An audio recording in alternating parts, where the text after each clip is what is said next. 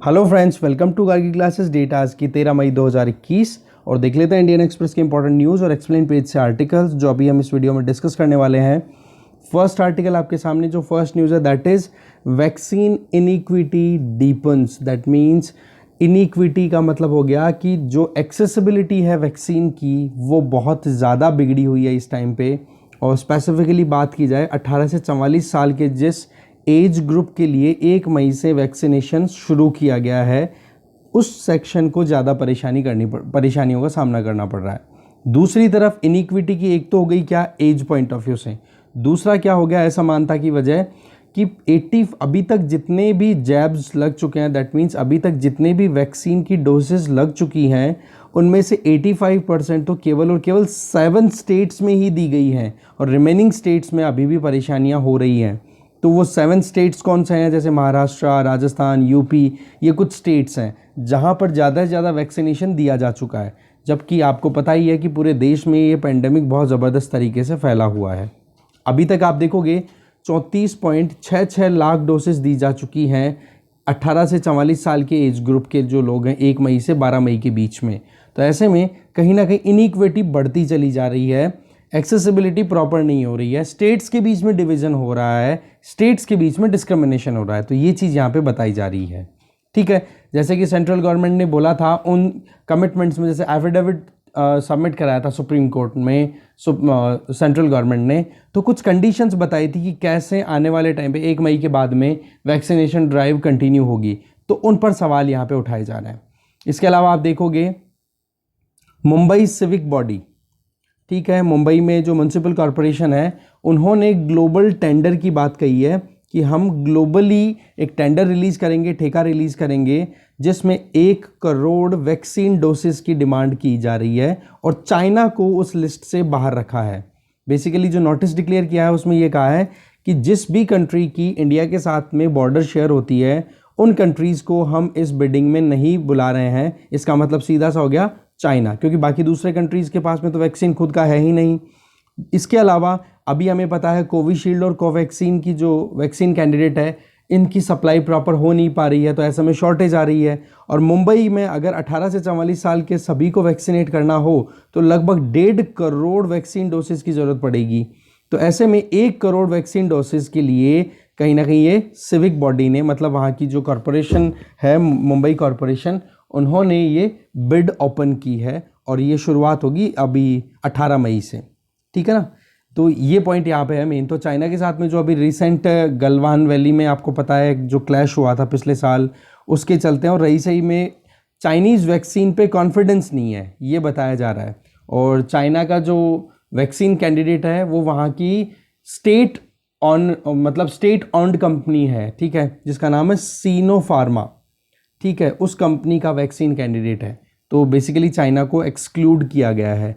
Same इसी line के ऊपर राजस्थान गवर्नमेंट भी है ना, वो अपने लेवल पर इंटरनेशनल बिडिंग करेगी, टेंडर रिलीज़ कर रही है जिससे कि वैक्सीन की जो शॉर्टेज है उसको फुलफ़िल किया जा सके। अब इसमें वैक्सीन में कौन कौन से कैंडिडेट्स को एंटरटेन किया जाएगा, बातचीत की जाएगी, जिसमें Pfizer, Johnson and Johnson, Sputnik, ये वैक्सीन कैंडिडेट्स हैं। ठीक है, मॉडर्ना का जो वैक्सीन है वो। ऐसे में ये आर्टिकल है, जो मेन काम की चीज़ थी वो ये। इसके अलावा आरएसएस की मीटिंग के अंदर अभी अजीम प्रेम जी भी गए थे, विप्रो के फाउंडर। तो उन्होंने स्टेटमेंट कुछ इस तरीके से दिए कि एक तो सच्चाई और एक अच्छी विज्ञान, ये दोनों मिलकर के काम करेंगी तब जा कर के क्राइसिस को हम टैकल कर पाएंगे जो अभी हमारा पूरा देश देख रहा है। तो ऐसे में अच्छी रिसर्च होनी चाहिए, अच्छा काम होना चाहिए, ट्रांसपेरेंट मैनर में काम करने की ज़रूरत है। तो ये चीज़ यहाँ पे बताई जा रही है। दूसरा, इधर सुप्रीम कोर्ट में जो सुनवाई चल रही है अभी कोविड-19 को रोकने के लिए जो वैक्सीनेशन के प्रोग्राम्स हैं उनको लेकर के, तो उसमें सुनवाई में जो सुप्रीम कोर्ट के जस्टिस हैं DY चंद्रचूड़, वो भी क्या है कोविड पॉजिटिव हो गए। तो ऐसे में चलते हैं जो हियरिंग्स हैं उनको डेफर कर दिया, कुछ डिले करने की बात की गई है। ठीक है, मुद्दा जो आपको पता ही है कि सुप्रीम कोर्ट ने सवाल उठाए हैं कि आप कैसे ऑक्सीजन सप्लाई इंश्योर कर रहे हो, वैक्सीनेशन प्रोग्राम कैसे, ड्रग्स में जो ब्लैक मार्केटिंग हो रही है उसका कैसे मैनेज कर रहे हो। तो ऐसे में सेंट्रल गवर्नमेंट ने जो अपना एफिडेविट दिया था उसमें कहा था कि आर्टिकल 14 जिसमें राइट टू इक्वलिटी और आर्टिकल 21 जिसमें राइट टू लाइफ इंश्योर किया हुआ है, जिसमें राइट टू गुड हेल्थ भी है आर्टिकल 21 के अंडर, बोला हम दोनों को ध्यान में रख करके आगे काम कर रहे हैं। तो बेसिकली पॉइंट जो था वो हमें ऑलरेडी पता है, और ये रिपोर्ट अभी क्यों आई है वो भी हमने देख लिया। इधर ऑपोजिशन पार्टीज़ के जो लीडर्स हैं उन्होंने लिखा है सेंट्रल गवर्नमेंट को कि आप वैक्सीनेशन को बिल्कुल फ्री करो। इसके अलावा आप देख सकते हो गुजरात में एक सिटी है मोरबी, इसको टाइल हब भी बोला जाता है, सेरेमिक का काम बहुत होता है। वहाँ पर आप देखोगे हॉस्पिटल्स में बेड्स की भी कमी है, तो फायरवुड दैट मीन्स क्रेमेटोरियम्स में बहुत ज़्यादा कमी आ रही है, लकड़ी की भी और प्लेसेस की भी। यूपी में एक गांव है रायबरेली जो कॉन्स्टिट्यूएंसी है ना, वहाँ पर एक गांव है सुल्तानपुर खेड़ा, वहाँ पर आप देखोगे पिछले 1 महीने में 17 डेथ्स हो चुकी हैं कोविड-19 के चलते। तो ऐसे में वहाँ पर लॉकडाउन लगाया जा चुका है, और यही सबसे बड़ी चिंता की बात है कि हिंटरलैंड एरियाज़ में भी अभी कोविड के केसेस आने शुरू हो गए हैं, और ये ही चिंता की बात है, क्योंकि अर्बन एरियाज़ में तो कोई घूमते फिरते कोई रेस्ट्रिक्ट कर दे कि भाई आप जाओगे नहीं, पुलिस प्रशासन भी कहीं काम कर रहा है और लोग अवेयर भी रहते हैं। जबकि गाँव में थोड़ा सा क्या प्रॉब्लम है अभी भी, मतलब लोग या तो थोड़ी बहुत बीमारी होती है तो उसको छुपाने की कोशिश करते हैं, या फिर जो कॉम्प्लिकेशन बढ़ जाती है उसके बाद में जब वो ओपन अप करते हैं अपनी बातों को कि हाँ हमें प्रॉब्लम हो रही है सांस लेने में या कुछ भी, तो तब तक बहुत डिले हो जाता है। तो ऐसे में कॉम्प्लेक्सिटीज़ ज़्यादा मिलती हैं, और इसके चलते डेथ रेट बढ़ती चली जा रही है, केसेस भी बढ़ते चले जा रहे हैं गाँव में। इसके अलावा अगर कोई न्यूज़ देखे तो इधर देखो गोवा में मेडिकल हॉस्पिटल है वहाँ का, गोवा का सरकारी, तो उसमें आप देखोगे कि ऑक्सीजन सप्लाई रुक गई अचानक से, और 26 कोविड पेशेंट्स की डेथ हो गई कल। तो ये भी बहुत ज़्यादा परेशानी का कारण तो लगातार बना हुआ है। और ये नीचे एक एग्जांपल दिया हुआ है कि जॉबलेसनेस को एक क्राइसिस है, एक तरीके की जॉब जाना, क्योंकि एक चीज़ तो क्लियर है कि कोविड-19 एक तरफ हेल्थ से मार रहा है तो दूसरी तरफ लाइवलीहुड से भी मार रहा है। मतलब लाइफ तो स्ट्रगल कर ही रही है और दूसरी तरफ लाइवलीहुड को भी स्ट्रगल करना पड़ रहा है। इकोनॉमी और हेल्थ दोनों बहुत ज़्यादा मुश्किलों में है। तो ऐसे में जिन लोगों की रोज़गार चली गई उन लोगों के लिए क्राइसिस, और क्राइसिस में अगर आप थोड़ा सा अलर्ट रहते हो तो उसी को आप अपॉर्चुनिटी में कन्वर्ट कर सकते हो। इसका एग्जाम्पल यहाँ पे बताया जा रहा है कि उड़ीसा का एक बंदा जो कि माइग्रेंट वर्कर था, वो अपने गाँव वापस जाता है पिछले साल पेंडेमिक लॉकडाउन चलने से। तो अब उसने फिर बाद में 70 लाइक माइंडेड लोगों से बातचीत की और फिर उसके बाद में अपनी खुद की एक गारमेंट कंपनी शुरू कर दी। ठीक है, तो ऐसे में आप देखोगे कि एक खुद का एक एंटरप्रेन्योर बन गया वो बंदा। ठीक है, ये चीज़ यहाँ पे बताई जा रही है। और एग्जांपल है कि इसका रंजन साहू का नाम है, बंदे का रंजन साहू। तो कभी भी क्राइसिस को अपॉर्चुनिटी में कन्वर्ट करने की बात आए तो ऐसे में एग्जाम्पल आप दे सकते हो। आगे देखते हैं। वर्ल्ड पेज पे अगर देखें तो इजराइल और पैलेस्तीन के बीच में वायलेंस लगातार बढ़ता चला जा रहा है। ठीक है, और अभी तक आप देखोगे गाज़ा पट्टी, गाज़ा स्ट्रिप के बारे में हमने मैपिंग ऑलरेडी देखी थी, आज फिर से थोड़ा रिवाइज कर लेंगे कि गाज़ा स्ट्रिप पर लगभग 53 एयर स्ट्राइक्स इजराइल ने कर दी है। अभी तक 53 डेथ्स हो चुकी है वहाँ पर इजराइल के द्वारा जो एयर स्ट्राइक की जा रही है। और गाज़ा स्ट्रिप जो है वो मेडिटेरेनियन सी की तरफ लोकेटेड है, और वहाँ पर एक ग्रुप ऑपरेट करता है। ठीक है, पैलेस्टीनियन ग्रुप है जिसका नाम है हमास। ठीक है, तो ऐसे में हमास और इजराइल के बीच में ये लड़ाई, और डर ये है कि कहीं एक और वॉर ना हो जाए, क्योंकि 2014 में इसी तरीके की एयर स्ट्राइक्स हुई थी जिसमें बहुत ज़्यादा फर्टिलिटी रेट हुई थी, जान माल का बहुत नुकसान हुआ था। तो ऐसा ही कुछ सिचुएशन अभी इमर्ज होता हुआ दिखाई दे रहा है। तो यही चीज़ यहाँ पे बताई जा रही है। तो बेसिकली हमारे लिए इंपॉर्टेंट है यहाँ पे मैपिंग को देख लेंगे, बाकी हम देखेंगे नहीं यहाँ से। इसके अलावा पैनल ने क्रिटिसाइज़ किया है कि जो कोविड-19 आउटब्रेक हुआ था उस टाइम पर ग्लोबली सरकारों का जो रिस्पॉन्स था वो बहुत ही बेकार था, नहीं तो इस बीमारी को बहुत जल्दी रोका जा सकता था।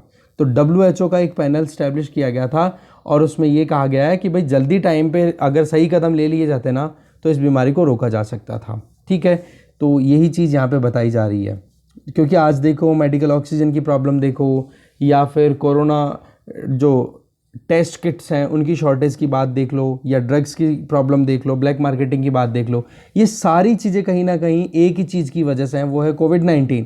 और अगर इस बीमारी को सही से मैनेज कर लिया जाता और अभी भी कर लें तो भी बहुत हद तक कवर किया जा सकता है, कंट्रोल किया जा सकता है इस बीमारी को। ठीक है, पर अभी तो इंडिया का तो हाल हमें पता ही है, हिंटरलैंड में भी पहुँच गया है, गाँवों तक भी पहुँच गया है। इसके अलावा ये नीचे वाली रिपोर्ट है, इसमें बताया जा रहा है कि चाइना का जो सिंजियांग प्रोविंस है, इसमें भी इसको भी हम मैप पे देखेंगे, सिंजियांग को भी, कि सिंजियांग प्रोविंस जहाँ पर उइगर मुस्लिम्स रहते हैं, कजाक्स रहते हैं, वो लोग वहाँ पर अभी पिछले टाइम में पूरी हिस्टोरिकल पर्सपेक्टिव में देखें, रिसेंट हिस्ट्री में सबसे कम बर्थ रेट देखी गई है। और इसके पीछे वजह क्या है? क्योंकि ये ब्लेम बार बार लगते रहते हैं कि चाइना जो है वो कहीं ना कहीं कंसंट्रेशन कैंप्स लगा रहा है, या इनका एक तरीके से, जिस तरीके से हिटलर ने हॉलोकॉस्ट किया था जिसमें जूस को निकाल दिया था, या फिर ये कहा था कि भाई आप कन्वर्ट कर लो, या फिर ये कहा था कि भाई आप, मतलब उनको मार दिया गया था, ठीक है, कंसंट्रेशन कैंप्स में डाल डाल करके जहरीली गैसें दे दे के। तो ऐसे में कहीं ना कहीं ब्लेम लगते हैं चाइना पे कि उइगुर मुस्लिम्स के ऊपर बहुत ज़्यादा अत्याचार किए जा रहे हैं, एट्रोसिटीज़ की जा रही है चाइना के द्वारा। तो ऐसे में उइगुर्स जो हैं उन्होंने अपने आप को रोक लिया और अपने बच्चे जो पैदा करने की रेट थी उसको बहुत हद तक कम कर लिया इन्होंने, कि अगर परेशान ही होना है तो हम ही परेशान हो जाएंगे, हमारे बच्चे क्यों हो। ये बेसिकली रिपोर्ट रिलीज़ की है ऑस्ट्रेलिया की तरफ से की गई है, ऑस्ट्रेलिया का एक थिंक टैंक है उसके द्वारा रिलीज़ की गई है। तो ये चीज़ आप थोड़ी सी देख सकते हो, राइट। इसके अलावा आगे चलते हैं। इस पेज पर हम देखेंगे एग्रीकल्चर एक्सपोर्ट जो है वो 2020-21 में 17.5% से राइज हुआ था। बट अब की बार थोड़ी सी प्रॉब्लम क्या है कि कहीं ना कहीं कोविड के जो केसेस हैं वो गाँव में बढ़ चुके हैं, तो मुश्किलें थोड़ी ज़्यादा हैं। एक तो इस आर्टिकल को देखेंगे। इसके अलावा आगे देखें एक्सप्लेन पेज पे।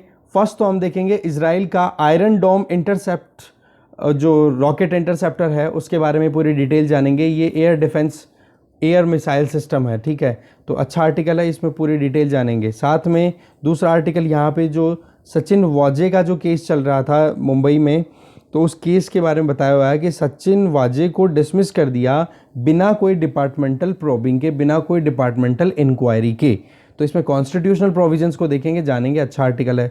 इसके अलावा इधर आप देखोगे पेपर क्लिप में कि स्टडीज़ में ये पता पड़ा है कि कोविड-19 को रोकने के लिए जो वैक्सीन अभी लग रहे हैं, उन वैक्सीन्स को लेने पे अगर प्रेग्नेंट वुमन लेती है तो बच्चे पर या मतलब प्लेसेंटा पर कोई असर नहीं पड़ता। प्लेसेंटा बेसिकली एक लेयर होती है यूट्रस में, ठीक है, जो बच्चादानी होती है उसमें एक लेयर होती है जिसका कनेक्शन होता है बच्चे के साथ में, और प्लेसेंटा के थ्रू ही सारा कम्युनिकेशन एक मदर अपने फीटस के साथ में करती है, राइट। तो ऐसे में वैक्सीनेशन लेने के बाद में प्लेसेंटा के ऊपर कोई असर नहीं देखा गया, ये चीज़ यहाँ पे बताई जा रही है। दूसरी चीज़, अगर प्रेग्नेंट वुमन को कोविड इन्फेक्शन हो जाता है तब प्लेसेंटा पे असर देखने को मिला है। वैक्सीनेशन का इतना असर नहीं मिला। वैक्सीनेशन का तो बोले बहुत ही सही रहा है। इवन मदर के थ्रू जो फीटस को, जो पेट में बच्चा भ्रूण होता है, उसको जितना पोषण मिलता है, उसके साथ साथ में जो एंटीबॉडी का जो इंजेक्शन लिया गया है, वैक्सीनेशन लिया गया है, बोले उसका फ़ायदा बच्चे को भी मिलता है।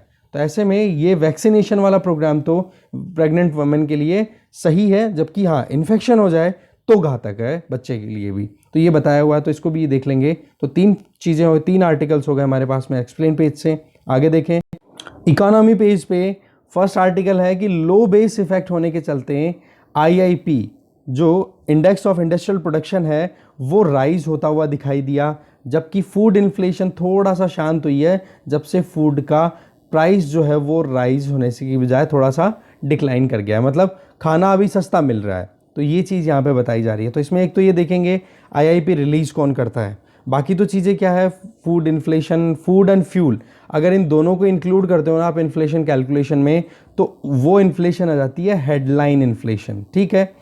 और अगर फूड एंड फ्यूल को आप एक्सक्लूड कर देते हो फिर बाद में इन्फ्लेशन कैलकुलेट करते हो तो वो हो जाती है कोर इन्फ्लेशन, ठीक है। तो ये प्रोविज़न आपने देखे होंगे। NCERT आपने नहीं पढ़ी है तो आप 10th 11th और 12th ये तीनों की जो बुक्स हैं ये आप पढ़ो। आपको लेकर के आनी है 10th की इकोनॉमी की बुक आएगी, इंडियन इकोनॉमी बुक नाम से। फिर बाद में आप देखोगे 11th की जो NCERT की बुक है वो है, इसका नाम है developments in Indian economy something करके एक बुक है, एक ही बुक लेके आनी है। फिर 12th की मैक्रो इकोनॉमिक्स की बुक है। तो ऐसे करके 3 बुक्स तो ये हो गई, और पढ़ना चाहो तो 9th की ओर पढ़ लेना। तो ये 4 बुक्स अगर आप पढ़ लोगे ना अच्छे से तो आपके इकोनॉमिक्स के या इकोनॉमी पेज के पूरे कॉन्सेप्ट क्लियर हो जाएंगे। अगर वो चारों बुक आपने नहीं पढ़ी है तो पहले उनको पढ़ लो, ठीक है। क्योंकि कल परसों एक कमेंट आया था, सर इकोनॉमी का आप बेसिक से पढ़ाओ। देखो पढ़ा तो मैं दूं पर अकेला ही रह गया, इतना ज़्यादा एफर्ट्स डालना मेरे लिए पॉसिबल है नहीं अभी। तो ऐसे में मैं आपको रास्ते बता सकता हूँ कि आप कैसे कर सकते हो, कोप अप कैसे कर सकते हो, इसका बेस्ट वे क्या है इकोनॉमी के लिए, जो मैंने आपको अभी बताया, ठीक है। ये 3-4 बुक्स अगर आप पढ़ लोगे फिर उसके बाद में आप या तो रमेश सिंह को पढ़ो या फिर श्रीराम IAS के अच्छे बुक्स, अच्छे नोट्स आते हैं, ठीक है ना। श्रीराम IAS के इकोनॉमी के बहुत बढ़िया नोट्स आते हैं, उन नोट्स को आप देखो, बढ़िया, ठीक है, इनका रिवीजन करो और ये करंट अफेयर से अपडेट रहो, कहीं पे नहीं जाएगी आपकी इकोनॉमी, गारंटी है मेरी। ठीक है, इसके अलावा आप देख सकते हो इधर आरबीआई का जो पूरा प्रोविज़न है सेंट्रल बैंक के पास में, जो फॉरेन करेंसी एसेट्स हैं वो बढ़े हैं। इसका भी हम थोड़ा सा जानेंगे कि कैसे कैसे आरबीआई मैनेज करता है फॉरेन एक्सचेंज को, फॉरेन करेंसी जो हमारे पास में रिजर्व्स होते हैं उनको। इधर बताया हुआ है कि जो रिफाइनरी कंपनीज़ हैं जो रिफाइन करती हैं क्रूड ऑयल से, पेट्रोल, डीजल, केरोसिन, ये समथिंग बनाती हैं सारी, तो उनके पास में बोला मार्जिन बहुत कम बच रहा है, तो ऐसे में घाटे में चल रही हैं ये कंपनियां, ये यहाँ पे बताया हुआ है। तो ज़्यादा कुछ है नहीं डिस्कस करने का। इसके अलावा और कोई भी पोर्शन ऐसा नहीं है जो हम डिस्कस करें। इधर देखोगे आप, डोनाल्ड ट्रंप ने चाइनीज़ कंपनीज पे बैन लगाना शुरू कर दिया था लास्ट में आते आते, तो उनमें से शियोमी, जो शॉमी कंपनी है ना चाइना की, शियोमी नहीं शॉमी, इस कंपनी को ब्लैकलिस्ट से अभी रिमूव कर दिया गया है जो बाइडन के द्वारा। ठीक है, इसके अलावा आप देख सकते हो 5G की डिमांड की बात करें, 5th जनरेशन LTE की बात करें, तो अभी ये बताया जा रहा है कि लगभग जैसे ही मतलब एक तरीके से स्टार्टिंग हो जाएगी ना 5G की इंडिया में, तो लगभग 40 मिलियन इंडियंस जो है वो जल्दी से जल्दी 5G अडॉप्ट करेंगे, और अभी 67% तो अभी भी कीन है कि हाँ हम जल्दी से जल्दी अपग्रेड करें। दूसरा, कैबिनेट ने बैटरी स्टोरेज को इंक्रीज करने के लिए, दैट मीन्स अभी आप जानते हो कि इलेक्ट्रिक व्हीकल्स की डिमांड बहुत ज़्यादा हो रही है, धीरे धीरे सरकार भी चाह रही है कि इलेक्ट्रिक व्हीकल ज़्यादा हो, इलेक्ट्रॉनिक कंपोनेंट्स भी आप बहुत ज़्यादा यूज़ करते हो, इक्विपमेंट्स भी आप बहुत यूज़ करते हो, तो ऐसे में बैटरी का प्रोडक्शन अगर अच्छा खासा हो जाए तो फिर बाद में हमें इम्पोर्ट पर ज़्यादा रिलाय नहीं करना पड़ेगा। तो ऐसे में प्रोडक्शन लिंक्ड इंसेंटिव स्कीम के लिए आप देखोगे 18,100 करोड़ रुपए का प्रोविजन किया गया है बैटरी स्टोरेज कैपेसिटी को इंक्रीज करने के लिए, कैबिनेट ने अप्रूवल दिया है। ठीक है, इधर अमेजोन और यूरोपियन यूनियन का कोई कॉन्फ्लिक्ट चल रहा था कि कुछ माल प्रैक्टिसेस परफॉर्म की गई अमेजोन के साथ में मिलकर के, लग्जमबर्ग के जो गवर्नमेंट स्टैब्लिशमेंट है उन्होंने मिलके, तो बट यूरोपियन यूनियन एविडेंसेस सही से नहीं पुट कर पाया, तो ऐसे में अमेजोन बच गया। फाइन लग रहा था लगभग 250 मिलियन यूरोस का, इसका मतलब हो गया लगभग $303 मिलियन। ठीक है, ऐसे में बच गया, ये मान के चलो आप। इधर बताया जा रहा है यूके की इकोनॉमी जो है वो 2.1% से राइज हुई है पिछले फिस्कल ईयर में, जो कि अनएक्सपेक्टेड था, मतलब एक्सपेक्टेशन से भी ज़्यादा, तो इतना कुछ काम का है नहीं। तो कुछ बच गए हमारे पास में आर्टिकल्स, उनको डिटेल में अब देखते हैं। फर्स्ट न्यूज़ है कि एग्रीकल्चर एक्सपोर्ट जो है वो 2020-21 में 17.5% से राइज हुआ है, बट अभी जो गाँव में सर्ज देखने को मिल रहा है कोविड-19 का, वो कहीं ना कहीं मुश्किलों का कारण बन सकता है। इससे रिलेटेड हमने एक आर्टिकल सुबह भी डिस्कस किया था एडिटोरियल वाले वीडियो में, अगर आपने एडिटोरियल फॉलो नहीं करना शुरू किया तो आप देख सकते हो, कारण कि इससे आपकी एक तो कॉम्प्रिहेंशन की जो आपकी प्रैक्टिस है वो बढ़ती जाएगी, कैसे ऐसे राइटिंग होती है। अगर कोई भी एग्ज़ाम की प्रिपरेशन कर रहे हो तो आपको थोड़ी बहुत बेनिफिट मिलेगी कि लैंग्वेज का सीक्वेंस क्या होता है, कौन सी चीज़ कहाँ पे डाली जाती है, तो उसकी स्ट्रक्चर से भी आपको बहुत कुछ सीखने को मिलता है। और आर्टिकल्स को बार बार जब आप देखोगे ना तो आपके कॉन्सेप्ट्स ऑटोमेटिकली बिल्डअप होते चले जाएंगे, राइट। तो अभी देख लो कि इंडियन एग्रीकल्चर एक्सपोर्ट जो है पिछले साल 17.5% तक रोज़ इंक्रीज़ हुआ है, जो कि कितना हो गया 2020-21 में $41.8 बिलियन का। ठीक है, ओवरऑल इकोनॉमी देखोगे तो हमारी इकोनॉमी कहीं ना कहीं ओवरऑल जो मर्चेंडाइज एक्सपोर्ट है वो डाउन हुआ है 7.5% से, जबकि एग्रीकल्चर एक्सपोर्ट जो है 17.5% से राइज हुआ है, तो ये आप ध्यान रखना। अच्छा, अभी कितना, मतलब 2020-21 में कितना हमारा एक्सपोर्ट रहा मर्चेंडाइज टोटल, $290.8 बिलियन का, जो कि 2019-20 में $313.4 बिलियन का हुआ करता था। तो ऐसे में एक्सपोर्ट में कॉन्ट्रैक्शन हुआ है, और जबकि एग्रीकल्चर एक्सपोर्ट में, ओवरऑल एक्सपोर्ट में तो कॉन्ट्रैक्शन देखा गया है, जबकि एग्रीकल्चर एक्सपोर्ट राइज हुआ है। इसी तरीके से अभी बताया जा रहा है कि पिछले साल देखो नॉर्मल कंडीशन रही थी, मतलब मॉनसून अच्छा रहा था, तो ऐसे में एग्रीकल्चर प्रोडक्शन भी अच्छा रहा था, तो उसका असर भी पड़ा, और उसी का रिजल्ट ये मिला कि हमें कहीं ना कहीं एग्रीकल्चर एक्सपोर्ट भी राइज हुआ। और दूसरी तरफ एग्रीकल्चर में फ़ायदा क्यों हुआ है इंडियन फार्मर्स को, क्योंकि United Nation food and agriculture organization की तरफ से जो फूड प्राइस इंडेक्स FPI जो रिलीज़ किया जाता है, उसमें बहुत राइज देखने को मिला। तो ऐसे एग्रीकल्चर कमोडिटीज़ की प्राइस अगर राइज होती है तो फार्मर्स को फ़ायदा होगा। ठीक है, तो ये दो बेनिफिट वहाँ पे मिले थे। और अभी भी कहीं ना कहीं यही चीज़ बोली जा रही है कि मॉनसून जो है इस साल अच्छा रहने वाला है। Met department, that means metrological department ने यही बात कही है, और जो United Nation food and agriculture organization है उन्होंने भी ये कहा है कि फूड प्राइस इंडेक्स जो है वो पिछले 83 मंथ्स में हाईएस्ट लेवल पे चल रहा है, अप्रैल की अगर बात करें पर्टिकुलरली 2021 में। तो ऐसे में दोनों चीज़ें फेवरेबल हैं, बट जो एडवर्स सिचुएशन है वो क्या बनी हुई है कि पहले तो क्या था, फर्स्ट वेव जब आई थी तो ज़्यादा केसेस अर्बन एरियाज में रजिस्टर हो रहे थे कोविड-19 के, बट अभी जो कोरोना के केसेस है वो ज़्यादा गाँव में आने लग गए। अभी हमने यूपी का एक केस देखा, ठीक है, सुल्तानपुर खेड़ा, जहाँ पर 17 जनों की डेथ हो गई पिछले 1 महीने के अंदर। तो वहाँ पर गांव में लॉकडाउन लगाने की नौबत आ गई, सैनिटाइज किया जा रहा है पूरे गांव को।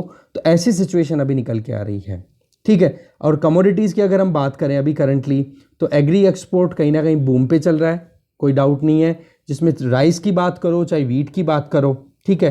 तो ऐसे में इंडिया कहीं ना कहीं अच्छा परफॉर्म कर रहा है और एक कॉम्पिटिटिव प्राइस पे ही बेच रहा है, ऐसी बात नहीं बहुत महंगा बेच रहा हो। जैसे कि वाइट राइस की बात करें, सफ़ेद चावल होता है ना, तो हमारे यहाँ से जो एक्सपोर्ट होता है उसकी रेट आप मान के चलो लगभग $360 पर टन के हिसाब से, जो कि वियतनाम से जो एक्सपोर्ट हो रहा है उसकी वैल्यू कितनी है, $470। थाईलैंड से कितनी हो रही है, $490। उसके कंपैरिजन में $360 पे अगर जा रहे हैं तो कौन किसको खरीदेगा जी। कोई भी अगर इंटरनेशनल मार्केट से कोई भी राइस खरीदेगा तो इंडिया एक अट्रैक्टिव दिख रहा है कि नहीं, अट्रैक्शन का पॉइंट दिख रहा है कि नहीं।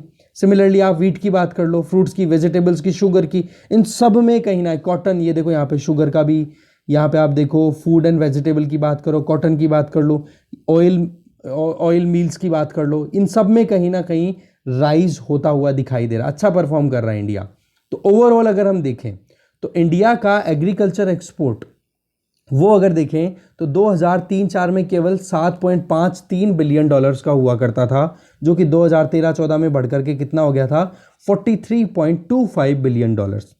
फिर उसके बाद में एग्रीकल्चर एक्सपोर्ट थोड़ा सा डाउन जाता है। आप देखोगे 2016-17 में फ्लक्चुएशन चलती रहती है और जो एग्रीकल्चर एक्सपोर्ट जो है वो डाउन हो जाता है लगभग $8.05 बिलियन के लगभग, मतलब 8 से $27 बिलियन के बीच में फ्लक्चुएट करता है, जो कि 2020-21 में थोड़ा सा रीबाउंड होता हुआ दिखाई दे रहा है। तो ओवरऑल बात क्या है कि एग्रीकल्चर एक्सपोर्ट में ये क्या है, इंटरनेशनल शेयर, एक तरीके से आप कह सकते हो कि इंटरनेशनल जितना भी ट्रेड होता है एग्रीकल्चर का, उसमें इंडिया के एग्रीकल्चर एक्सपोर्ट का रोल बहुत बड़ा है, ठीक है। ग्लोबल कमोडिटी प्राइस के हिसाब से देखा जाए तो इंडिया जो है वो बुल रन है। बुल रन का बुल और बियर, अगर दो बातें लिखी हुई तो बुल का मतलब राइज और बियर का मतलब होता है डाउनफॉल, ठीक है। तो राइज देखने को मिल रहा है। तो ओवरऑल पॉइंट यहाँ पर क्या है कि एग्रीकल्चर एक्सपोर्ट बढ़ना बहुत अच्छी बात है, पर डर किस बात का है, कहीं ना कहीं केसेस का, जो कि गाँव में बढ़ रहे हैं, क्योंकि एग्रीकल्चर पिछली बार क्या है, लॉकडाउन के असर में नहीं आई थी, पर अब की बार डर है। आगे चलते हैं, फिर आ गए हम एक्सप्लेन पेज पे, जहाँ पर देखते हैं, देखो कोविड-19 वैक्सीनेशन लेने वाली प्रेग्नेंट वुमेन की जब टेस्टिंग हुई, पता किया, स्टडी की गई, तो ये पता पड़ा कि कोई डैमेज नहीं होता है प्लेसेंटा पे। तो प्लेसेंटा बेसिकली होता क्या है उसके बारे में मैं आपको सीधा बता देता हूँ कि प्लेसेंटा बेसिकली आपको देखोगे यूट्रस में एक लेयर होती है पूरी की पूरी, जहाँ से जो फीटस होता है उसके साथ में कनेक्टेड होता है। दैट मीन्स कि फीटस के जितने भी ऑर्गन्स, जैसे एक भ्रूण होता है उसका जो भी डेवलपमेंट, चाहे वो अब लंग्स की डेवलपमेंट की बात करो, पेट में जो बच्चा होता है भ्रूण, वो धीरे धीरे जब डेवलप होता है उसमें, तो चाहे लंग्स की बात करो, चाहे और लिम्ब्स की बात करो और अदर ऑर्गन्स की बात करो, तो वो जो डेवलपमेंट हो रहा है ना, वो डेवलपमेंट माँ के पेट में प्लेसेंटा के थ्रू कोर्ड का कनेक्शन होता है और उसके थ्रू वो होता है। तो ऐसे में प्लेसेंटा बहुत इंपॉर्टेंट रोल प्ले करता है एक फीटस के डेवलपमेंट के लिए, और साथ में एक तरीके से आप देखोगे एक कॉम्प्रोमाइज़ कराने का काम करता है प्लेसेंटा। कैसे कि कोई वुमेन है, उसके यूट्रस में अगर भ्रूण अगर चलना शुरू होता है, बनना शुरू होता है, फीटस बनना शुरू होता है, तो वो एक तरीके से कुछ नया, एक फॉरेन पार्टिकल तैयार हो रहा है एक तरीके से। तो ऐसे में वुमेन की बॉडी जो है वो कहीं ना कहीं एक्सट्रैक्ट करने की कोशिश करती है उस फीटस को कि हाँ भाई बाहर निकले, मुझे नहीं चाहिए। तो ऐसे में जो प्लेसेंटा होता है वो ही एक कॉम्प्रोमाइज़ करवाता है कि भाई ये जो पार्ट है ये आप ही का पार्ट है, आप इसके साथ एडजस्ट करो। और फिर उसके बाद में जो प्रेग्नेंट लेडी है उसकी बॉडी से धीरे धीरे जो भी पोषक तत्व हैं, जो भी न्यूट्रिएंट हैं, जो भी खाया पिया, जो भी वुमेन ने खाया है, वो सारा का सारा प्लेसेंटा के थ्रू, कोर्ड के थ्रू बच्चे तक पहुंचता है, ठीक है। तो ये प्रोविज़न यहाँ पर, तो ऐसे में ये बहुत इंपॉर्टेंट बात हो जाती है कि क्या कोविड-19 के अगेंस्ट में वैक्सीन लेने पे क्या प्लेसेंटा पर कोई असर है। तो बेसिकली हुआ क्या था पिछली बार कि जिन प्रेग्नेंट वुमेन को पॉजिटिव टेस्ट किया गया था ना कि हाँ SARS-CoV-2 कोरोना वायरस का इन्फेक्शन हो गया है, तो उनके प्लेसेंटा में एबनॉर्मेलिटीज़ नोटिस की गई थी। तो ऐसे में डाउट था कि कहीं वैक्सीन भी तो साइड इफ़ेक्ट नहीं कर रहे हैं, बट रियलिटी क्या है, अभी रिसर्च हुई है, अच्छे से पता पड़ा है। और जर्नल का नाम है, यहाँ पर आप देख सकते हो, ऑब्स्टेट्रिक्स एंड गायनाकोलॉजी। इसमें रिलीज़ हुआ है पेपर और उसमें ये कहा गया है कि कोई असर नहीं है, इवन अच्छा रहता है कि अगर प्रेग्नेंट लेडी जो है वो वैक्सीन लेती है, क्योंकि वैक्सीनेशन के साथ में वुमेन की बॉडी में जब एंटीबॉडीज़ क्रिएट होंगी तो वो फीटस जो है, बच्चा जो है, इन्फेंट जो है, उसकी बॉडी में भी एंटीबॉडीज़ ऑटोमेटिकली तैयार रहेंगी। तो ये चीज़ अच्छी बात है, ठीक है। तो ये बताया जा रहा है इस आर्टिकल में। एक बार आप खुद से भी रीडिंग मार लोगे और अच्छे से समझ में आ जाएगा। थीम जो थी वो मैंने समझा दी, आगे देखते हैं। नेक्स्ट आर्टिकल है how Israel's iron dome intercepts rockets, कि किस तरीके से इजराइल का जो एयर डिफेंस मिसाइल सिस्टम है वो काम करता है रॉकेट्स को रोकने में। तो सबसे पहले तो ये देख लेते हैं, आपके सामने इमेज है ना, ये सोशल मीडिया पे एक वीडियो रिलीज हुआ है जिसमें एयर स्ट्राइक हो रही है, इधर से मिसाइल्स आ रही हैं और यहाँ से आप देख रहे हो इंटरसेप्टर जो मिसाइल्स हैं वो जाकर के टकरा रही हैं और डिटोनेट कर रही हैं, मतलब इनको इनइफेक्टिव बना रही हैं। जो हमास अटैक कर रहा है ना उससे बिल्कुल इन रॉकेट्स को बिल्कुल ख़त्म कर रहा है। तो काम करने के पीछे बेसिकली क्या मेथड होता है, कैसे काम कर सकते हैं, तो इसमें बताया जा रहा है। देखो, गाज़ा पट्टी पे हमास रहता है, ये हमने ऑलरेडी देख लिया था पहले, ठीक है, मैपिंग हम कर चुके हैं, ठीक है। तो उसमें आप देखोगे कि हमास जो है वो लगातार अटैक कर रहा है। और ये मुद्दा अभी हाईलाइट क्यों हुआ है, जब यरूशलेम डे सेलिब्रेट होने वाला था 10 मई को, तब जा कर के वो हमने देखा था ना, अल अक्सा मस्जिद के आसपास में ये मुद्दा शुरू हुआ था। एक्सप्लेन पेज पे ही हमने देखा था ये कल परसों, ठीक है। तो ऐसे में कहीं ना कहीं अटैक किया जा रहा है गाजा स्ट्रिप से, हमास के द्वारा मिसाइल्स, रॉकेट्स ये लॉन्च की जा रही है और अटैक हो रहा है कहाँ पे, तल अवीव, जो कि इजराइल की कैपिटल कंसिडर की जाती है, ठीक है। तो ऐसे में तल अवीव को प्रोटेक्ट करने के लिए इजराइल का आयरन डोम सिस्टम इंस्टॉल किया हुआ है, जिसमें रडार सिस्टम भी लगा हुआ है, तो साथ में इंटरसेप्टर सेंसर्स भी लगे हुए हैं, तो मिसाइल्स भी लगी हुई है। तो ऐसे में होता क्या है कि मान लो हमास ने ये ग्रीन वाली जो रॉकेट है ये लॉन्च की, तो जो इंटरसेप्टर है वो मिसाइल जा करके और इसके पास में या तो इससे टकरा जाएगी या इसके पास में 10 मीटर की रेंज में आते आते ब्लास्ट कर देगी, तो इसको भी डैमेज कर देगी। तो ऐसे में क्या हो जाएगा, ये मिसाइल, ये जो रॉकेट है हमास ने जो लॉन्च की है वो टारगेट से पहले ही खत्म हो जाएगी। तो प्रोटेक्शन हुई कि नहीं सिटीजन्स की या पूरी जो एसेट्स हैं, प्रॉपर्टी है उनकी, ऐसा ही। तो ये जो इंटरेक्शन है वो कैसे हो सकती है, 3 तरीके से। एक तो साइड अप्रोच में ये इधर से रॉकेट आ रहा है हमास का और ये साइड में गया इंटरसेप्टर और 10 मीटर की रेंज में जाकर के ब्लास्ट हो गया, तो ऐसे में इसको भी, रॉकेट को भी डैमेज कर दिया। एक तरीका तो ये है। बोला इसमें थोड़ा सा ये चांस रहता है कि कहीं मिस ना हो जाए ये, ठीक है। तो मिस में भी क्या होता है, लगभग 10% की मीटर की रेंज में भी जाकर के अगर फोड़ देना, ये धमाका हो जाए ना, तो ऐसे में रॉकेट के वॉर हेड को आप डैमेज कर सकते हो। वॉर हेड का मतलब उसमें जो भी मान लो जो भी बारूद पड़ा है, ठीक है, वो। ऐसे में आप देख सकते हो फ्रंट अप्रोच भी होती है, आमने सामने से जाए और फिर इसके पास में जा करके और यहाँ पर सेंस कर ले। अब देखो इसमें काम कैसे होता है, आमने सामने से गए, यहाँ पर सेंसर है, ये सेंस कर लेते हैं, हाँ भाई आसपास में कोई आ गया ऑब्जेक्ट, और वो सेंसर फिर बाद में एक्टिवेट कर देंगे इस इंटरसेप्टर को। इंटरसेप्टर जो है वो फट जाएगा, अचानक से ब्लास्ट हो जाएगा, और ब्लास्ट होते ही फिर पास में जो रॉकेट है उसकी भी वॉर हेड को डैमेज कर देगा। तो ऐसे में प्रोटेक्शन हुई कि नहीं। फिर इसके बाद में तीसरी अप्रोच होती है रियर अप्रोच में क्या हो जाएगा कि इनकमिंग रॉकेटर उसके पीछे से जाकर के इंटरसेप्टर जो है वो ब्लास्ट करे, बट इसमें प्रॉब्लम क्या है कि जो वॉर हेड है वो बच जाएगा और फिर वो टारगेट पर या कहीं पर भी जाकर के अगर स्ट्राइक करता है तो फिर लॉसेज होने के चांसेस रहते हैं। तो सबसे बेस्ट जो ऑप्शन है वो है ये वाला, फ्रंट वाला। अब जान लेते हैं इस मुद्दे को थोड़ा और डिटेल में। तो कॉन्फ्लिक्ट इजराइल और पैलेस्टीन के बीच में फिर से चल पड़ा है और उसमें आप देखोगे, एक सेकेंड, इजराइल और पैलेस्टीन के बीच में फिर से जो वेपनरी, आर्टिलरी एक्सचेंज फिर से शुरू हो गया, लड़ाई होने लग गई है। और स्पेसिफिकली अभी देखा जाए तो गाजा स्ट्रिप की तरफ मेनली फोकस्ड है। अब चलते हैं मैप पे। यह आपके सामने इजराइल का मैप है। अब इसमें एक तरफ तो आप ये देखोगे ये है गाजा स्ट्रिप, ठीक है, और ये हो गया वेस्ट बैंक। तो येलो वाला पोर्शन जो है वहाँ पर तो पैलेस्टीनियन लोग रहते हैं, देखो पैलेस्टीनियन टेरिटरी लिखा हुआ है, और ये जो सैफ्रॉन कलर में जो दिखाया हुआ है वो है इजराइल। अब इसको वेस्ट बैंक क्यों बोलते हैं ये मैं पहले बता चुका हूँ, डेड सी है, डेड सी के वेस्ट में लोकेटेड है, that's why this region is known as West Bank. अब यहाँ पर जो मुद्दा है वो है कि गाजा स्ट्रिप से अटैक किए जाते हैं तल अवीव पे। यहाँ पे देखो ठीक है। तो ऐसे में यहाँ पे हमास जो ऑपरेट कर रहा है, पैलेस्टीनियन ग्रुप है, यहाँ से गाजा स्ट्रिप से, तो ये कॉन्फ्लिक्ट चल रहा है अभी। और इस मैप को आप थोड़ा सा और ध्यान से देख लेना, ठीक है। मैं थोड़ा स्क्रॉल अप कर रहा हूँ, जगह के नाम देख लेना। देखो ये रहा यरूशलेम, डिस्प्यूटेड टेरिटरी है ये, ठीक है। इधर इजराइल भी क्लेम कर रहा है, इधर पैलेस्तीन भी क्लेम कर रहा है। रामल्ला, यहाँ पर भी कहीं ना कहीं डिस्प्यूट चलते रहते हैं, बट डोमिनेंस पैलेस्तीनियंस की है। इसके अलावा जो दूसरी ओर सिटीज़ हैं जिनमें आप देख सकते हो हाइफा, ये फर्स्ट वर्ल्ड वॉर के टाइम पे जो इंडियंस ने पार्टिसिपेट किया था, हाइफा बैटल, हाइफा वॉर का नाम आता है, तो वो ये है, यहीं पे है इजराइल में ही, ठीक है। इसके अलावा देख लो अक्को, अक्को भी एक जगह है, लोकेशन है इजराइल में ही। तो ये ध्यान आप ज़रूर रखोगे इन चीज़ों का, ठीक है। अब चलते हैं हम फिर आर्टिकल में।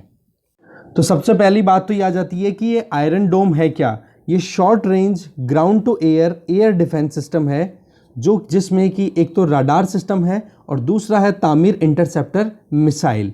इसमें क्या होता है कि जो सिस्टम काम कर रहा है वो सी रैम पे कर रहा है। सी रैम का मतलब होता है काउंटरिंग रॉकेट, रॉकेट को काउंटर कर रहे हो, artillery and mortar. That means आप कैसे भी करके अटैक अगर आपकी तरफ हो रहा है रॉकेट्स का, या फिर कोई भी आर्टिलरी का, कोई भी वेपन का, या फिर मोर्टार्स का, आपने देखे होंगे ग्रेनेड टाइप मोर्टार होते हैं, उनके अटैक हो रहे हैं, तो उन अटैक्स को आप एक तरीके से डिसमिस करना चाहते हो, या फिर कोई एयरक्राफ्ट है, हेलीकॉप्टर है, या फिर कोई UAV, that means unmanned aerial vehicle, जिसको हम ड्रोन बोलते हैं, तो इनका अगर अटैक हो रहा है तो इनको बिल्कुल डिसमिस करना, इसके लिए ये काम किया जाता है। और ऐसे में काम करने का तरीका क्या होता है, सबसे पहले इसमें इंपॉर्टेंट रोल प्ले करता है राडार। राडार जो है सबसे पहले तो देखो नोटिस करेगा, फोकस करेगा कि कोई एलियन जो एंटिटी है वो कहीं ना कहीं एयर स्पेस के थ्रू एंटर हो रहा है। तो फिर उसके बाद में रडार का दूसरा पोर्शन जो है वो है ट्रैकिंग, वो उसको ट्रैक कर लेगा, और जैसे जैसे उसका मूव हो रहा है, मूवमेंट हो रहा है,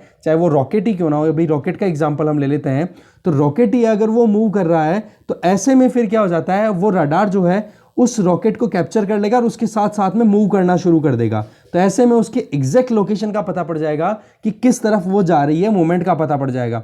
और फिर बाद में ट्रैकिंग हो गई तो उसके बाद में आप इंटरसेप्टर मिसाइल लॉन्च कर दोगे, इंटरसेप्टर लॉन्च कर दोगे, और फिर वो इंटरसेप्टर को गाइडेंस कहां से मिलेगी, ये जो ट्रैकिंग हो रही है राडार के द्वारा, वो ट्रैकिंग इसको गाइड करती रहेगी, और फिर वो जाकर के रॉकेट से स्ट्राइक करके और रॉकेट को बिल्कुल डैमेज कर देगी। तो ये एक तरीका होता है जिसमें एयर डिफेंस सिस्टम काम करता है, ठीक है। अभी तक अगर आयरन डोम की हम बात करें तो ये 2011 से यहां पर डिप्लॉयड है। इसके अलावा इजराइल अपना एक और राफेल एयर डिफेंस सिस्टम और तैयार कर रहा है। तो आप कंफ्यूज मत हो जाना, राफेल जो हमारी एयरफोर्स में जो फाइटर जेट्स एक तरीके से इंडक्ट किए गए हैं, वो तो देखो हमने मंगाए हैं फ्रांस से, बट यहाँ पर जो बात की जा रही है वो राफेल एयर डिफेंस सिस्टम की, ये इजराइल का है। तो दोनों में आप कंफ्यूज नहीं होंगे, ठीक है। साथ में आप देखोगे रडार और जो मिसाइल है इंटरसेप्टर, इन दोनों के बीच में जो एक कम्युनिकेशन बिठाने वाली मशीनरी होती है उसको बोलते हैं, आप यहाँ पे देखोगे FOB, फॉरवर्ड ऑपरेटिंग बेस, इस तरीके से काम करता है, ठीक है। तो इसमें काम करने का तरीका मैं आपको पहले ही बता चुका हूं कि कैसे काम करता है, ठीक है।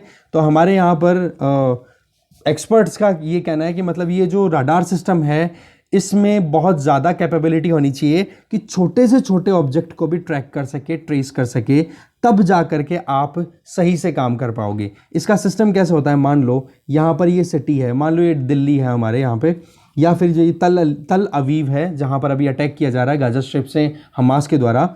तो यहाँ पर ये सिस्टम लोकेटेड है, यहीं पर सारा का सारा रेडी है, और यहाँ पर थोड़ी सी डिस्टेंस के ऊपर ये इंटरसेप्टर लोकेटेड है। अब मान लो हमास ने कोई रॉकेट लॉन्च किया और वो आ रहा है इधर, तो ऐसे में ये राडार है उसको ट्रैक कर लेगा ऑब्जेक्ट को, और फिर ऑब्जेक्ट को ट्रैक करने के बाद में फिर इस मिसाइल को, इंटरसेप्टर को सिग्नल दे देगा कि आप जाओ और बाद में हिट करो। तो ऐसे में वो हिट करने के लिए जाएंगे और इस इंटरसेप्टर को गाइडेंस मिलती रहेगी इस राडार की। तो ऐसे में इजीली हिट किया जा सकता है और जो भी रॉकेट का अटैक है उसको इजीली रोका जा सकता है। तो ये कॉन्सेप्ट है। अब इसमें बात क्या आ रही है, इकोनॉमी पॉइंट ऑफ व्यू से देखें ना, तो देखो रॉकेट के अंदर तो खर्चा आता है लगभग $1000 का, जबकि एक इंटरसेप्टर की बात करें तो वहां पर $80,000 का खर्चा आ जाता है। जो तामीर मिसाइल यूज की जा रही है ना इजराइल के द्वारा अपने इस आयरन डोम सिस्टम में, इंटरसेप्टर जो है वो तामीर मिसाइल है, ठीक है। तो वो $80,000 की पड़ रही है। तो महंगाई तो बहुत ज़्यादा हो रही है, बट रियलिटी क्या है, यहाँ पे जिंदगियां बच रही हैं, वो अनवैल्यूएबल है, उनकी आप वैल्यू कैसे लगा सकते हो, ठीक है, इनवैल्यूएबल बेसिकली। तो ऐसे में कहीं ना कहीं कॉस्टली पड़ती है मिसाइल्स, बट रॉकेट से डैमेज ज़्यादा हो सकता है, ऐसे में जिंदगियां बचाना ज़रूरी है।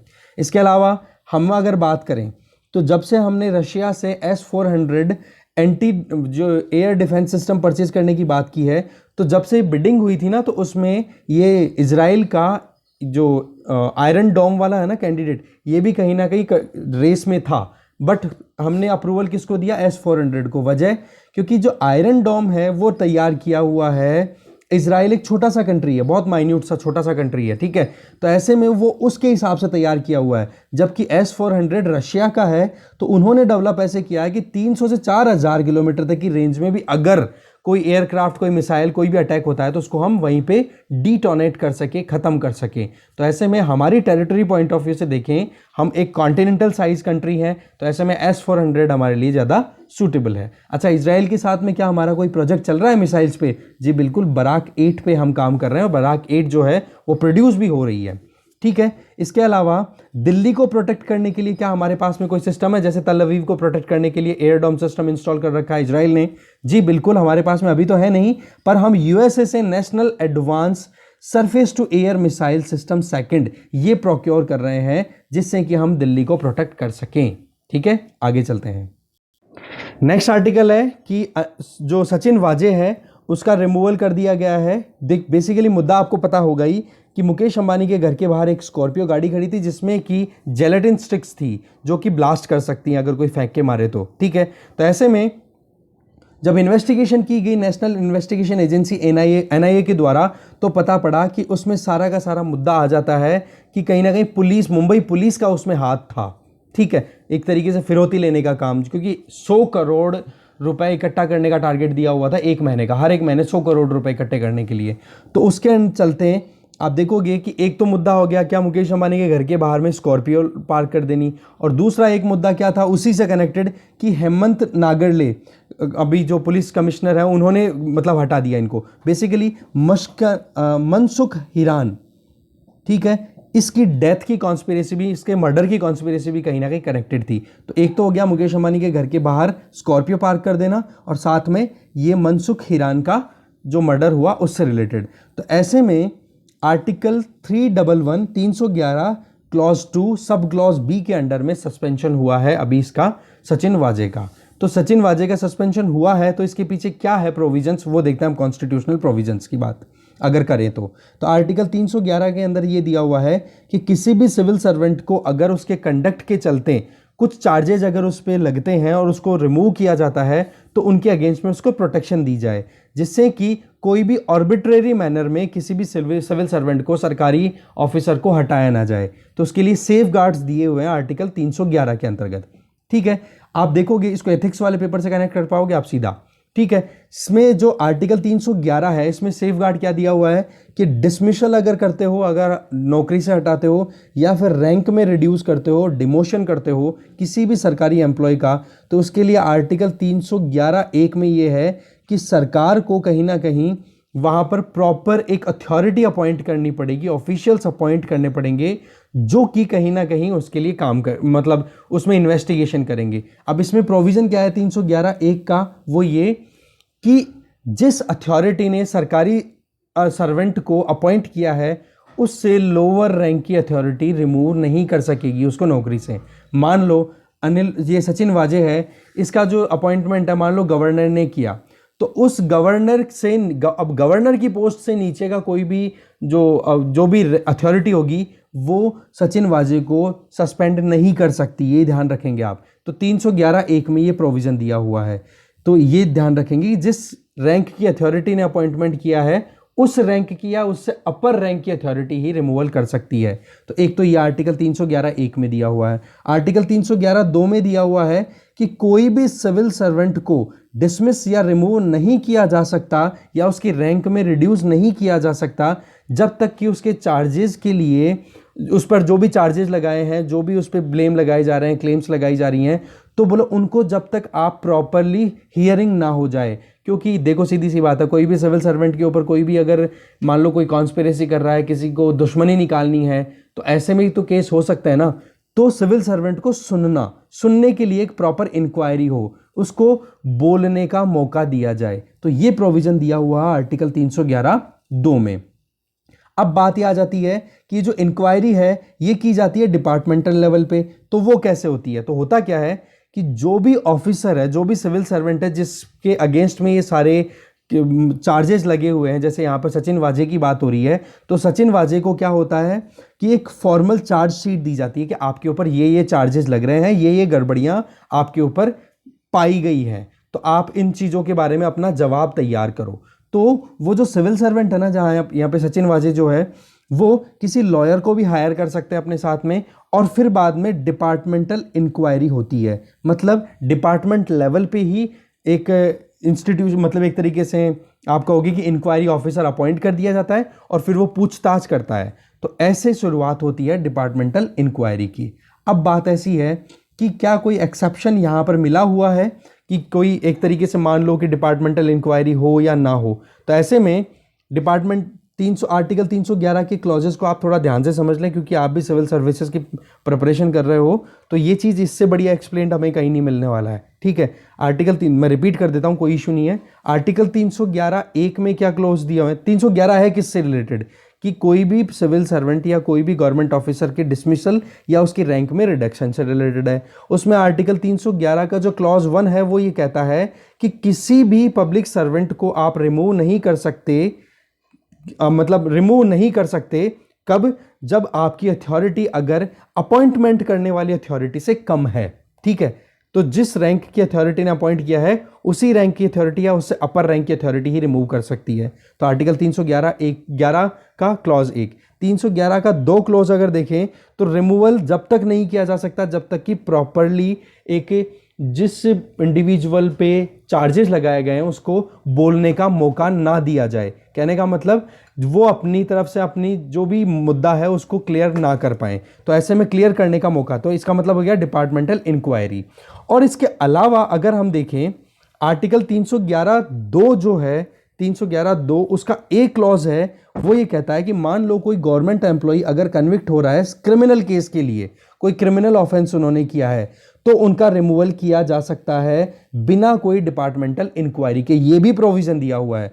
और इसी आर्टिकल 311 के क्लॉज 2 का जो सब क्लॉज बी है वो ये कहता है कि कोई भी अथॉरिटी, जब कोई अथॉरिटी एम्पावर हो चुकी है कि हाँ किसी भी सिविल सर्वेंट को या किसी भी सरकारी नौकर को हटाना है या उसकी रैंक से रिड्यूस करना है, तो वहां पर यूं लगे कि हाँ इन डिपार्टमेंटल इंक्वायरी करने की जरूरत ही नहीं है, प्रैक्टिकली पॉसिबल नहीं है, तो वो चीज कहीं ना कहीं इन्वोक करके सीधा रिमूवल किया जा सकता है। और अभी जो हुआ है ना सचिन वाजे के साथ में, वो यही हुआ है कि आर्टिकल 311 क्लॉज 2 सब क्लॉज बी, इसके अंतर्गत जो इंक्वायरी के लिए जो अथॉरिटी बिठानी थी उसमें ये प्रोविजन दिए गए कि भाई अभी प्रैक्टिकली या रीजनेबली पॉसिबल नहीं है कि हम इंक्वायरी डिपार्टमेंटल लेवल पे बिठाएं, तो ऐसे में सचिन वाजे को सीधा ही डिसमिस कर दिया गया है। तो article 311 clause 2 clause B, sub clause B इसके अंडर में। इसके अलावा एक और है article 311 clause 2 sub clause C, इसमें गवर्नमेंट एम्प्लॉय को रिमूव किया जा सकता है प्रेसिडेंट या गवर्नर के द्वारा, पर देखना यह पड़ेगा कि गवर्नर और प्रेसिडेंट ये चेक कर ले कि कहीं पर ये स्टेट की सिक्योरिटी के लिए थ्रेट तो नहीं है। अगर ऐसा है कि हाँ वाकई में इस सरकारी ऑफिसर का अगर लगातार बने रहना स्टेट के लिए नुकसानदेह हो सकता है, तो ऐसे में उसका रिमूवल सीधा प्रेसिडेंट या गवर्नर अकॉर्डिंगली कर सकते हैं।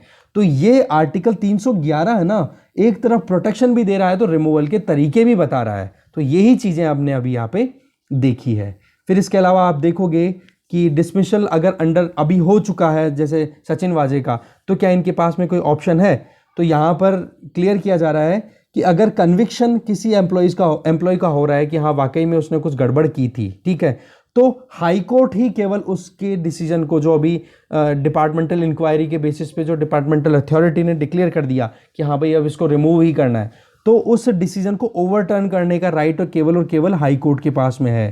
ठीक है, और अगर आप, और वो भी कब? जब article 311 clause 2 sub clause A के अंडर में। दैट मीन्स डिपार्टमेंटल इंक्वायरी के बाद में अगर सस्पेंशन हुआ है ना, तभी आप हाई कोर्ट में जा सकते हो।